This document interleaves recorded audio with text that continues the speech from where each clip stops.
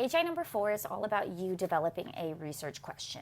I want to point out that this is a working research question, meaning that it does not need to be perfect. In any research process, you're going to find that your question has to adjust based on the research that you're continuously looking at.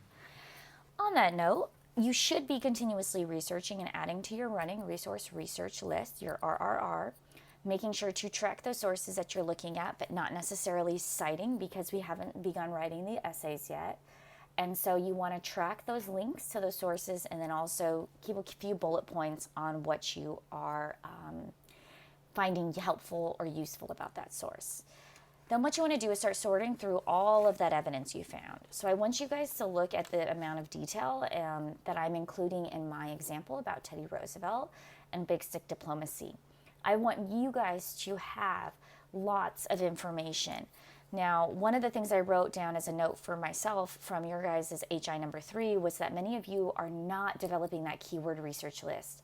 So please make sure you're pulling keywords. You should be finding lots of who's, what's, where's, when's, because that's going to help broaden your research and help find more accessibility to resources.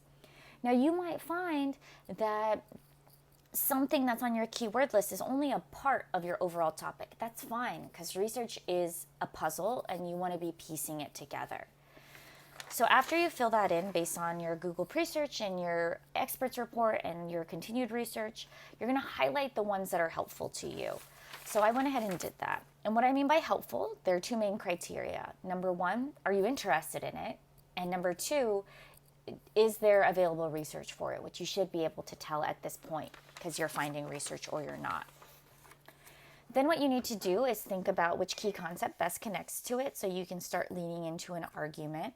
I decided to narrow in on the Russo-Japanese War and Teddy's role in the peacemaking, and I'm going to decide that I'm going to focus on significance because I noticed that some historians argue that he played a great role in it and other historians argue that it was domestic issues going on in Russia that really played a role. Then what you need to do is start developing that question. I've provided sentence stems of common ways to start your HI question, or what you can do is use those last 3 slides from the September 26th Google slides of example questions and then just plug and chug your content into it.